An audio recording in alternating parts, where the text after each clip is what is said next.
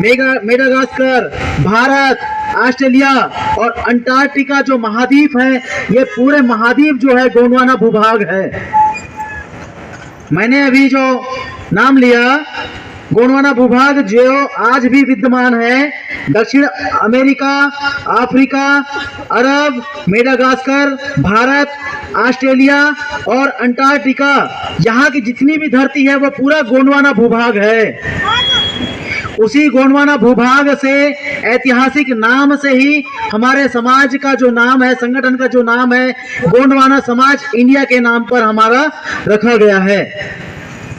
ये हमारा गोंडवाना समाज जो है सतरंगी ध्वजा को मानने वाला, सतरंगी झंडा को बढ़ाने वाला, सतरंगी ध्वजा का सम्मान करने वाला जो समुदाय है, आदिवासी समुदाय, जो जिसका एक संगठन है, राष्ट्रीय संगठन है गोंडवाना समाज इंडिया के नाम पर, जिसका पूरा क्षेत्र, पूरा भारत का जो एक एक धरती, एक एक जगह जो है वहां पर कार्य क्षेत्र है। ऐसे स्थान के जो संस्थापक हैं आज हमारे बीच में उपस्थित हुए हैं, आदि अनाथ डॉक्टर जे लिंगो जी। इसी के साथ में अगले वक्तव्य के रूप में मैं आमंत्रित करता हूं हमारे बीच में राष्ट्रीय गोंडवाना संगठन समाज संगठन इंडिया के, इसी के साथ मैं हेमंत टेकाम जी को भी आमंत्रित करता हूं कि आप भी आएं और अपने विचार विमर्श यहाँ पर रखेंगे। अपने विचार हमारे समाज के महिला, मातृशक्ति, पुत्रशक्ति, पितृशक्ति और जो बच्चे हैं इनके विकास के लिए आप अपने विचार रखेंगे। साथ ही आज हमारा विषय है पर्यावरण, राष्ट्रीय पर्यावरण बचाओ अभियान संगठन के भी लोग यहाँ पर मौजूद हैं, है ना, जो कि सीधे जिसका संबद्धता नई दिल्ली, भोपाल से है। और मैं खुद राष्ट्रीय पर्यावरण बचाओ अभियान संगठन का कोर कमेटी मेंबर भोपाल से हूँ। और मुझे भी, मैं आपको बता दूं कि 2022 में राष्ट्रीय स्तर का जो सम्मान है पर्यावरण रक्षक के रूप में मुझे जयपुर राजस्थान में मिल चुका है। पहला सम्मान, दूसरा सम्मान मुझे भोपाल में ही 2024 में नवंबर माह में 21 तारीख को पर्यावरण योद्धा के रूप में मुझे राष्ट्रीय सम्मान मिला। साथ ही 25 नवंबर को ही भोपाल में मुझे राष्ट्रीय पर्यावरण रक्षक सम्मान, राष्ट्रीय पर्यावरण योद्धा सम्मान और राष्ट्रीय बक्सवाहा सम्मान, मुझे 3 बार राष्ट्रीय सम्मान मुझे पर्यावरण के क्षेत्र में मिल चुका है। साथ ही मैं आमंत्रित करता हूं हेम सिंह जी को, आप आए और अपने विचार व्यक्त करेंगे। जोरदार ताली।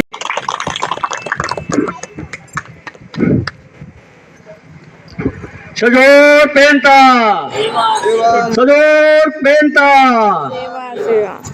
दादा हीरा सिंह मरकामना, दादा हीरा सिंह मरकामना, मोती रावण कंगालीना, मोती रावण कंगालीना। आज के कार्यक्रम में आए हुए सभी पदाधिकारीगण, सभी मातृशक्ति, पितृशक्ति एवं समस्त ग्राम के पेनपुरखा, आप सभी को मेरा सादर सेवा जोहार। आप कहीं भी ऐसा कार्यक्रम होता है पीला गमछा वालों का, तो लोग देखते होंगे कि ये गोंडवाना वाला है। लोग कहते हैं कि ये गोंडवाना वाले हैं। तो भैया आप लोग कहाँ के हो, है ना? आप कहाँ के हो? हम सब गोंडवाना के हैं, दूर होने की कोई जरूरत नहीं है। भाई इस धरती का उत्पत्ति हुआ तो सब एक में थे, बाद में इस धरती ने 2 भाग में बटा, तो एक भाग को अंगारा लैंड कहा गया और इस भाग को गोंडवाना लैंड कहा गया। इस गोंडवाना लैंड में जितने भी समाज हैं वो सब गोंडवाना के हैं। जैसा मैंने कवर्धा से आया हूं तो मेरे को क्या बोलोगे आप? ये कवर्धा वाला है कहोगे कि नहीं? आप मलाज खंड में रहते हो तो मलाज खंड वाला है कहेंगे कि नहीं? उसी प्रकार हम इस धरती में जितने समाज के भी हैं वो सब गोंडवाना के हैं। हमको गोंडवाना में रहकर एक साथ रहकर काम करना सफल होगा। हम तो ये गुणवाना वाला है, पीला फेटा लगा ली तो ये गुणवाना वाला है, ऐसे करके दूर हो जाते हैं, है ना। इस गुणवाना में कोई राजा था शंभू शेख नाम का, उस समय यहाँ सब शांति पूर्वक व्यवस्था था, कोई जाति भेदभाव नहीं था, सब एक साथ थे। बाद में जब देश आजाद हुआ तो लोगों ने हमको भाषा वाइज बांट दिया गया, मराठी बोलने वाले को महाराष्ट्र दे दिया, बंगाली बोलने वाले को बंगाल दे दिया, उड़िया बोलने वाले को उड़ीसा दे दिया, लेकिन गोंडी बोलने वाले को गोंडवाना नहीं दिया। लड़ाई यही पे है। लेकिन आप लोगों को समझना होगा, जो गोंडवाना वाले बोलते हो उन लोगों को समझना होगा, गोंडी बोलने वाले को गोंडवाना नहीं दिया, यही तो लड़ाई है हमारी। हमको भी राजपाट दो ना भाई, हम भी हमारा व्यवस्था चले इस धरती पे, है ना। यही लड़ाई है। इसलिए हम कहते हैं भाषा समाज की माँ होती है, पिता धर्म कहलाए, जिस समाज की मैया पापा नहीं वो दर दर के ठोकर खाए। ये समाज दर दर की ठोकर खा रही है आज, इसीलिए हम लड़ रहे हैं शासन प्रशासन से, है ना। हमारी भाषा भी होना चाहिए, है ना भाई। इसीलिए मेरे समाज से और अन्य समाज भी यहाँ बैठे हैं, सुन रहे हैं, उन सभी से मेरा निवेदन है कि हम सबको एक साथ रह करके कोई भी चीज़ के लिए, कोई समस्या के लिए एक साथ लेकर के आवाज़ उठाना होगा।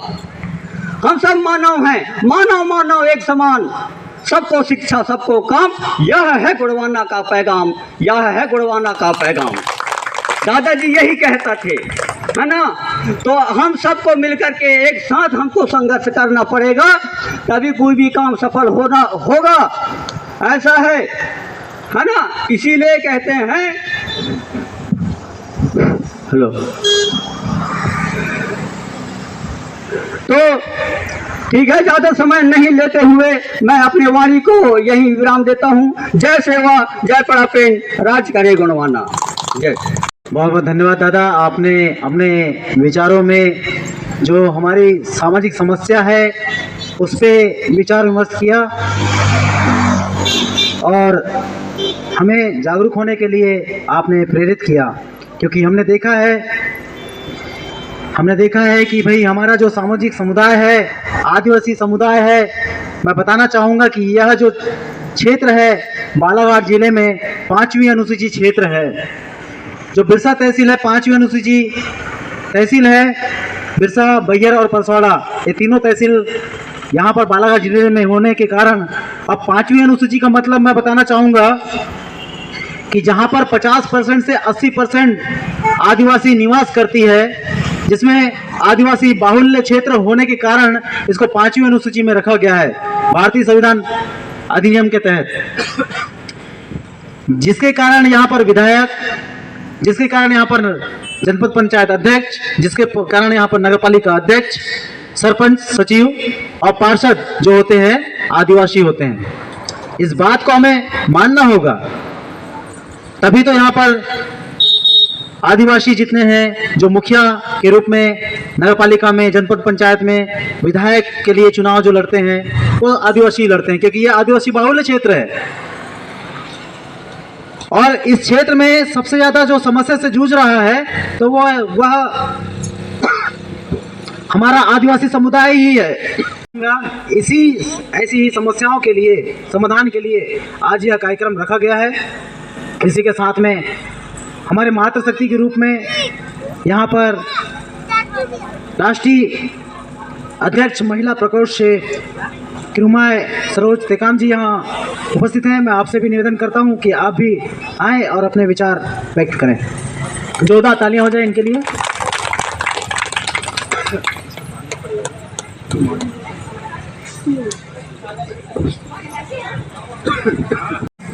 बुढ़ी माइना खेरो मुटवाना। तो आप सभी इस कार्यक्रम में पहुंचे, जैसे कि डॉक्टर आचार्य डॉक्टर लिंगो जी जो छत्तीसगढ़ से अपने बालाघाट डिस्ट्रिक्ट में आए, और धूमकेतु जी वो भी हमारे इस बालाघाट तहसील में पधारे, उन सभी को मैं तहे दिल से सेवा जोहार करती हूँ और अपने मातृशक्ति और पितृशक्ति को भी सेवा जोहार करती हूँ। आज हम इस कार्यक्रम में इसीलिए उपस्थित हैं ताकि हम अपने पूर्वजों के बारे से और अपने कर्तव्य और अपने संस्कृति के बारे से समझें और जानें। लेकिन हम सबसे पहले तो ये ये छोड़ देते हैं कि घर में सबसे पहले शिक्षित होना सबसे अनिवार्य है। सबसे पहले अपने समाज में शिक्षित, जैसे कि घर पे आय न होने के कारण लड़कियां स्कूल नहीं जा पाती और घर पे कामकाज में व्यवस्थित, और जैसे कि शिक्षा एक बिजनेस के तौर पर चलते हुए बहु क्षेत्र के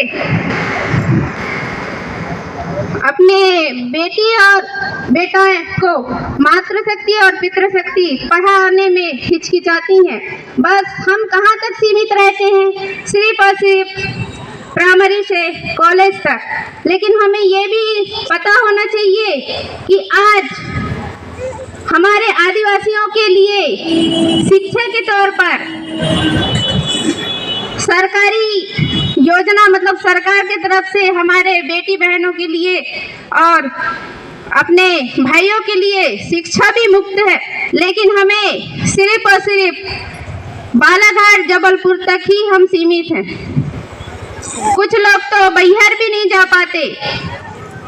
जैसे गांव के अनबन, जैसे कि साइड में, अरे इसकी बेटी वो इतना पढ़ रही है, वो ऐसा कर रही है, वो वहाँ जा रही है। इस वजह से माता पिता भी हिचकिचाने लगते हैं अपने बच्चों को पढ़ाने के लिए। तो मैं मातृशक्ति और पितृशक्ति से यही निवेदन करती हूँ कि सबसे पहले तो अपने बच्चों पर सबसे ध्यान दें ताकि वो शिक्षित हो और हमारे समाज और हमारे संस्कृति के बारे से जाने, सोचे, समझे।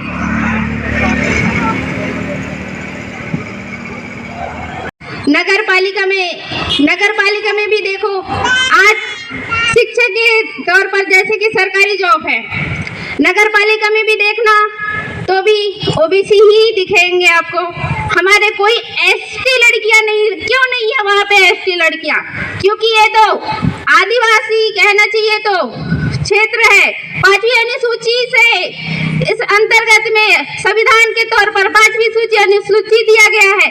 तो नगर पालिका में भी हमारे मातृशक्ति या पितृशक्ति कोई ना कोई तो दिखना चाहिए। लेकिन वहाँ पे भी क्या होता है, जिसके पास पैसा वही सब।